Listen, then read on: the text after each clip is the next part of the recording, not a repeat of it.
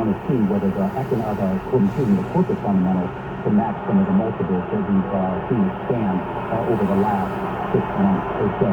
We get the closing bells right here in New York on this Friday afternoon. It's going to be a down day and a down week for modest reaction, so to be sure. A Dow Jones Industrial Average lower by about 0.5%, and S&P 500 lower by about 0.3%. The Nasdaq looks like it's going to finish the day slightly down by about 1.7%. So if you're looking for a bright spot, we do see some of the cyclical and transportation names hold on to their gains in the day. Dow Jones was up 1% in the day, the S&P 500 up 1.6%.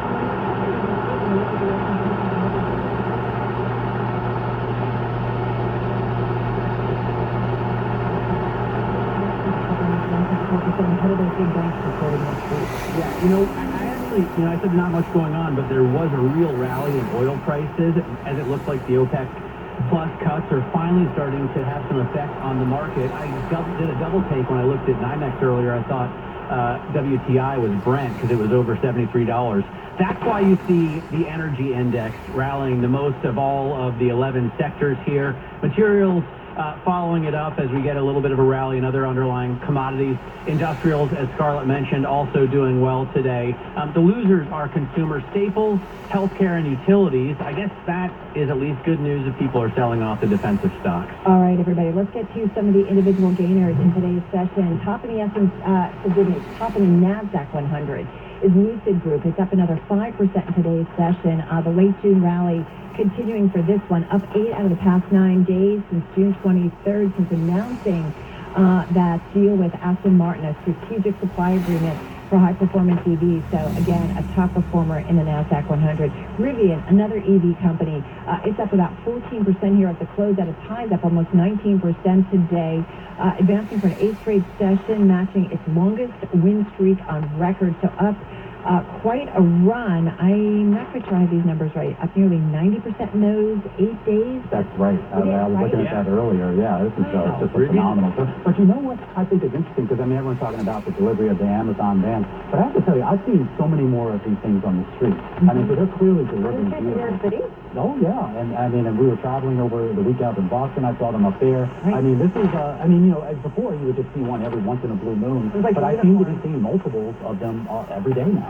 Well, and Wedbush raising its price target on the company to 30 from 25. Stock closing, at 24 and change, so just below $25. It's Dan Ives out in a note saying it's finally making a major turn toward executing its longer-term business model. Exciting! Ed Rivian, or Ed Ludlow, catching up with the company's CEO on Wednesday, so check out that interview on the Bloomberg. And then just a small cap, Castle Biosciences, quite a run, up 52% today. Closing at $20.30. It's a medical test and diagnostic company.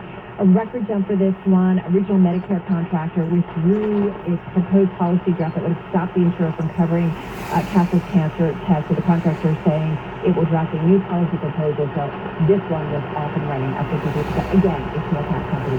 Yeah, let's move to the big cap space. Let's stay with the biotech scene here, because Biogen, and I remember when it was called Biogen Edict, was the worst performer in the S&P and the NASDAQ 100. The FDA did approve its Alzheimer's treatment as expected, but there's some testing requirements and some side effect warnings that were a negative surprise for some investors. And you can also see the ADRs of Eisai, which is its Japanese partner, declining as well. Levi Strauss falling 7.7%. At one point, it dropped almost 9% after quarterly sales declined by 9% from last year. Also, it lowered its full-year guidance, citing weakness in its U.S. wholesale business and also increasingly price-sensitive shoppers.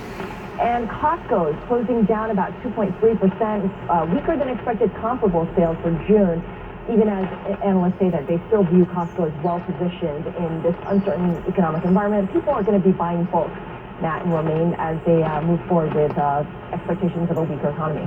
Speak for yourself. I just bought one roll of toilet paper at a time. Let's go look at what's going on in the yield space right now. I thought it interesting. I mean, it may not look like much here on your screen on a daily basis here. We did see a little bit of buying on the shorter end of the curve. That pushed yields down by about 4.5 basis points on the 2-year. But I thought it was interesting. The activity this week really did seem to be concentrated on the longer end of the curve here. You saw on a daily basis up about 4 basis points on the 30, about 3 to 4 on the 20-year. But on a weekly basis, this is actually the biggest move that we saw from peak to trough in that 30-year, going all the way back to I think mid-March here. So there's a lot of repricing going on around the macro conditions, and more importantly, around the expectations, if you will, about what the Fed does. There's also going to be a lot of new supply next week as well. So some people are saying that bonds are going to likely resume their sell-off. Only at the very short end. Yeah, I think that's absolutely fascinating to see those moves. And I wonder also how much competition that's going to provide the S&P, right? I mean, if you can get 4% on a 10-year, and you can do a lot better with IG, and if you're willing to wade into high yield, no problem. It's going to make the yields that you get on stocks look much worse. Well, we just talked with Vance Howard, right? And he just talked about all the money, $5.5 trillion on the sidelines. He said, but he basically said, trade what's happening. And $5.5 trillion on the sidelines, We're not going to get into Oh it. my But goodness! his point was, like, where there's momentum, and when you see, he's really into technicals, and he's like, when you see a stock break out of its 52-week high, you know, there's something behind it that can kind of keep it going. And so he kind of the big mo. The big mo. But, you know, I think we heard from Melissa Brown of Contigo earlier, and I really liked what she said, which is the big rally that we've seen this year and the fact that bonds are paying you means that a lot of the risk-averse money has already moved into fixed income. So what's left in the equity market is more risk-seeking money, and they're the ones who are willing to tolerate all the risk and the swings that we're likely to get. So about Bitcoin, has it been rising? That is fascinating. Yeah, well, it took a little bit of a pause today, though. But I mean, I was kind of looking at some of the factors, both on the equity side and on the in the fixed income space. I mean, on the equity side, I mean, most people were really going after, I guess, companies that had maybe a little bit more variability rather than just sort of value or the growth trade. And even momentum, I don't think did very well. But the question is, what are you chasing right now, right? I mean, do you really believe in meaningful additional gains beyond what we already baked in the first half of the year? Yeah, well, Vance did, right? Yeah, he absolutely did. And we're already at 15%. He said when you see, you know, in the first 2 quarters of the year, a move of 10% or so, that you tend to get those gains continue in the second half as well. So, again, he's definitely buying that momentum trade. I have a feeling we're going to be redoing this conversation a couple of times this summer because so many people made so much already in the first half. If they did catch on, that they're kind of just sitting back now. Past performance, by the way, is no guarantee of future. Wait, what is it? Past performance is no guarantee of future Returns? Yeah, returns. You're close. Close enough. So, guys, what's most important to you, though, right? Because everyone's so focused on the macro, on the Fed, and everything else. Right. Well, that's where I was going here. I mean, I feel like that's going to probably dominate, no disrespect to Powell, over the next couple of months here, rather than just what. He'll be paying attention too. Yeah. Well, and I hope you're right. I think that's good. That's what it should be, right? Yeah. We should be focused on earnings instead of being obsessed with the macro like we have been over the past year or two. Yeah, I mean, we'll continue to be obsessed by the macro, don't get us wrong, but there's going to be... We need our job. Yeah. I mean, what else? That's what we do for a living. There's going to be a lot of... I don't have any other skills, Matt, so this is it. No, but the interesting thing what the banks have to say, and I'm curious about like consumers, how are they doing? What are their, balance? We keep rotating chairs, we start off screen. Did you guys have your wine segment already a little earlier? No, we had like 2 last week, so I think, we're on a hiatus for a while. Good whiskey and wine. Wow. Pretty fun over there in the little fishbowl. Makes it difficult not to drink on this show. Wow. Can you imagine I would have bad influence on that one? Yeah, that one. All right, have a great weekend, guys. You pointing to Carly? No, that one. We got a wrap. All right, we will see you again on Monday. That's a wrap. Our cross-platform coverage, radio, TV, YouTube, and of course, Bloomberg original. We will see you again on Monday. Albert Einstein, legendary data, legendary discovery. Albert Einstein, clever telephone. All right, so looking forward to this story. Definitely caught our attention. Yeah, I love the AI craze, although I feel like we haven't not been talking about it as much over the last week, but it might have been that I wasn't on. I talk about it every single day. Well, actually, every time I come in, I feel like you're like, all right, here's my last conversation. Because I spend a lot of time on ChatGPT, but I think it's getting more and more wrong. You know, the first few days that I was using ChatGPT You were kind of blown away, right? and also Bing, I was totally blown away. And now it just gives me wrong answer after wrong answer after wrong. It's like it's trying to get things wrong. All right, well, we're going to go in a little bit of a different direction. We're going to talk about an AI company, Character, AI. And there's a great story by Bloomberg News AI reporter Rachel Metz. You know it's a real thing when we have an AI reporter. Exactly. Well, I think AI is here to stay, and it's huge. I would agree that this is on the level of the PC or the internet. Totally great. But it's just got to get better. All right, so let's get into it. This story is among our most read on the Bloomberg. So excited to have Rachel back with us. Jerome June in San Francisco. Hello. We had Einstein, courtesy of our producer, Paul Brennan, because there are Einstein and Elon Musk chatbots out there. So tell us, first of all, Rachel, about Character AI. So Character AI is a company that was created by two guys who used to work at Google.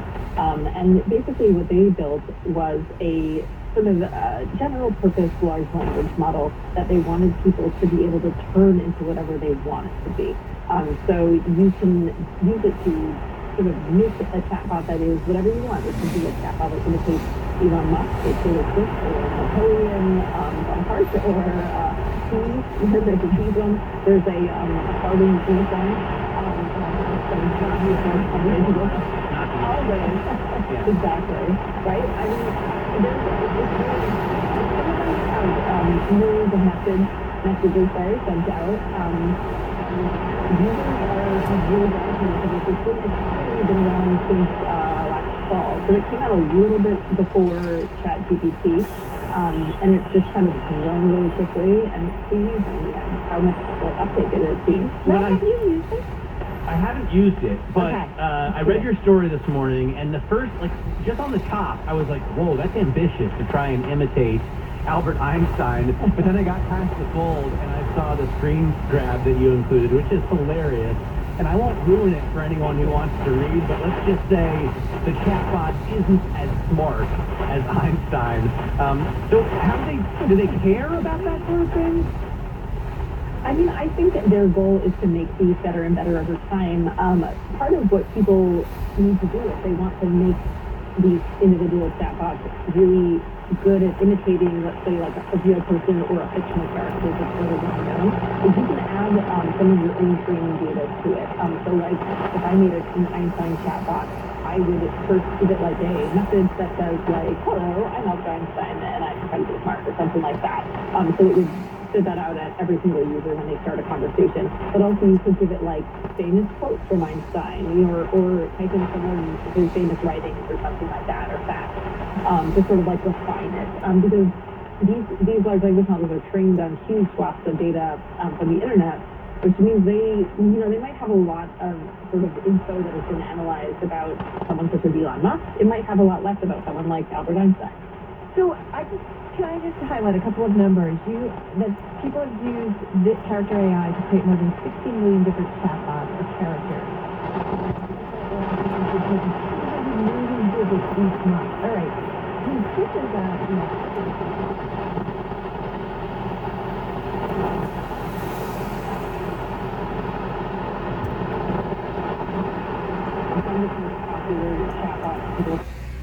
Back to thefuturemusical.com.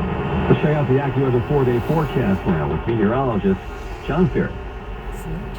There's going to be a couple of thunderstorms out there as we head into the first part of the evening, but most of the time it's going to be rain-free. It looks like, and most of the area will be rain-free as well.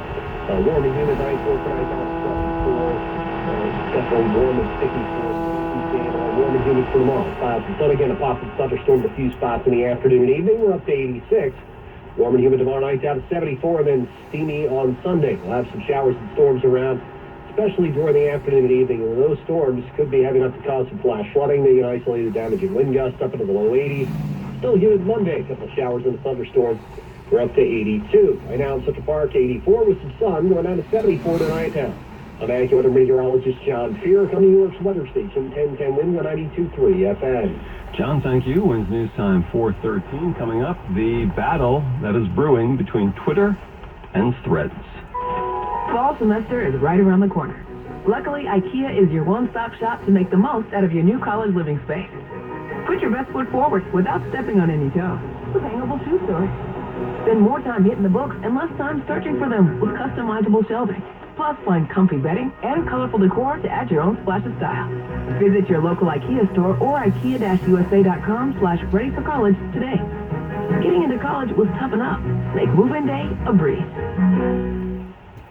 Searching for a car? Major World of Long Island City, after 40 years of business, is moving into a new building. So we need to reduce inventory to make room for new arrivals. Our goal is to move 100 cars this week. We will accept any reasonable offer on any pre-owned car on our lot, with no games or tricks with final prices. This is a perfect time for you to buy. Don't wait. Stop by today. Open late 7 days a week. Major World! 4340 Northern Boulevard, Long Island City, Queens. Close to the 59th Street Bridge. Call 1-800-MAJOR-AUTO or go to MajorWorld.com. MP4 by Linear Marketing Group. Are you drowning in debt? Are you struggling to make minimum payments? Did you know that on average, a household with at least one credit card struggles with over $17,000 in credit card debt? If this sounds like you, know that it's not your fault. Credit card debt happens to good people. Credit card companies lure you in with low introductory rates and low minimum payments. Before you know it, you're in over your head. We've helped thousands of good people just like you become debt-free with our Debt Reset program that will dramatically reduce your debt down to a fraction of what you owe. Our Debt Reset program is customized to get you debt-free in as little as 24 to 48 months with one low monthly payment. If you owe over $10,000 in credit card debt or even personal loans, call 800-587-9311 now. There are no upfront fees or out-of-pocket expenses. You don't pay a dime until we succeed. Call now to see how the Debt Reset program can work for you. 800-587-9311. That's 800-587-9311. Again, 800-587-9311. Wins News Time 4:16. Twitter is threatening legal action against Meta after tens of millions signed up for yesterday's launch of a similar text-based app. The download numbers for Meta's app Threads, a new rival for Twitter, were so successful, former Facebook executive Sam Lessin compared the velocity of growth to the original launch of Facebook back at Harvard in 2004. Meanwhile, in a reply to a tweet, Twitter's new owner Elon Musk wrote, "Competition is fine, cheating is not." An attorney for Twitter, in a letter to Meta CEO Mark Zuckerberg, accuses the company of unlawfully using Twitter's trade secrets and hiring former Twitter employees to create a copycat, and warns Meta to preserve relevant documents ahead of a potential legal dispute. Meta spokesperson Andy Stone says no one on the Threads engineering team is a former Twitter employee. The move ramps up the tensions between the social media giants as Thread targets people seeking out Twitter alternatives amid unpopular changes made to the platform. I'm Jennifer King. The Biden administration has announced it has indeed decided to provide cluster munitions to Ukraine. Fired from artillery, cluster munitions shower their targets with dozens of small bombs, but for some, instead of detonating right away, they blow up years later when stumbled upon by civilians. And for that reason, they're banned in many countries. Here's White House National Security Advisor Jake Sullivan. Ukraine would not be using these munitions in some foreign land. This is their country they're defending. These are their citizens they're protecting. And they are motivated to use any weapon system they have in a way that minimizes risks to those citizens. The munitions are part of a new military aid package worth about $800 million. There are certain sounds that we associate with New York City, for example. I'm walking here! Walking here! The classics never grow old, but probably not this sound. Yes, you may not associate goats with New York City, but today, the Riverside Park Conservancy's goats return to the Upper West Side for their annual summer internship. It's the fourth year that the goats eat weeds from the steep western slopes of Riverside Park's forever wild woodland between 119th and 122nd Streets. The area is treacherous and almost impossible for human gardeners to get to, and the goats, I'm told, actually love snacking on poison ivy and other invasive species. Better get them some calamine.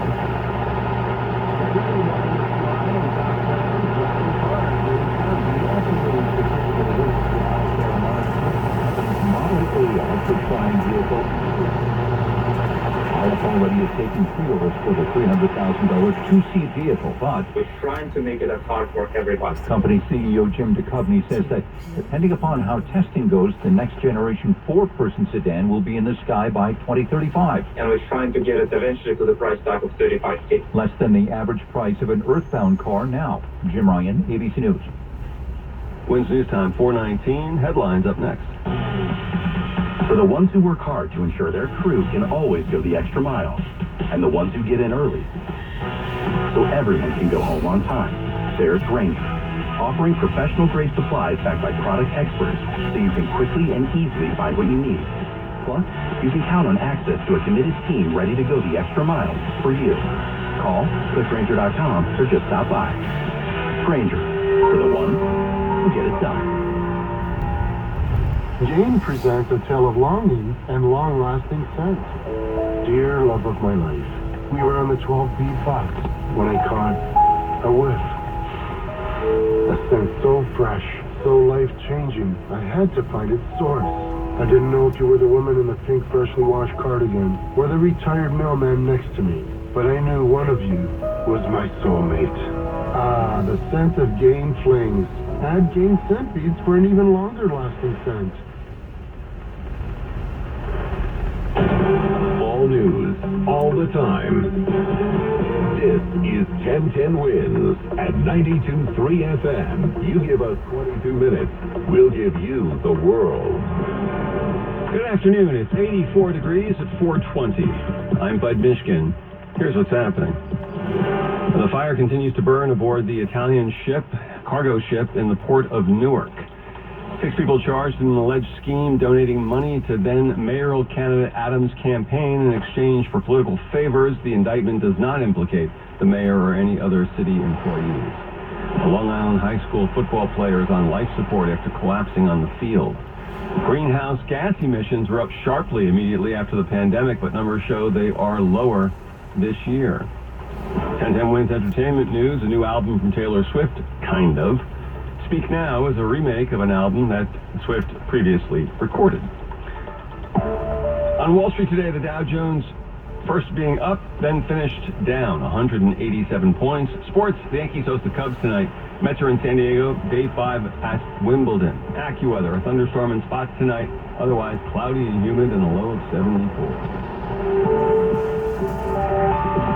It's news time, 4:21. That's time for traffic and transit from the Mercedes-Benz of Edison.com Traffic Center with Greg Ray. Now learning more about what's going on in the belt. The eastbound belt getting over to Pennsylvania Avenue. Looks like the left lane is out with a stall, and that's causing the crawl and fits and starts all the way back to the Verrazano. Westbound belt getting you to the Verrazano. That's slow from Flatbush Avenue, and that is only the start of your pain. Verrazano, both levels, Brooklyn bound, or I should say Staten Island bound, are all jammed up. Westbound Staten Island Expressway, they're working an accident near Victory Boulevard. That is why this is even worse than usual on the westbound Staten Island Expressway from the Verrazano over to Victory Boulevard. Garden State Parkway crawls either way over to exit 136. It's a southbound crash. They're pushing off to the shoulder, but it's a mess in either direction south from Bloomfield northbound from just north of Woodbridge. Here's what you need to know about the bridges and tunnels. Citybound George Washington Bridge, the upper level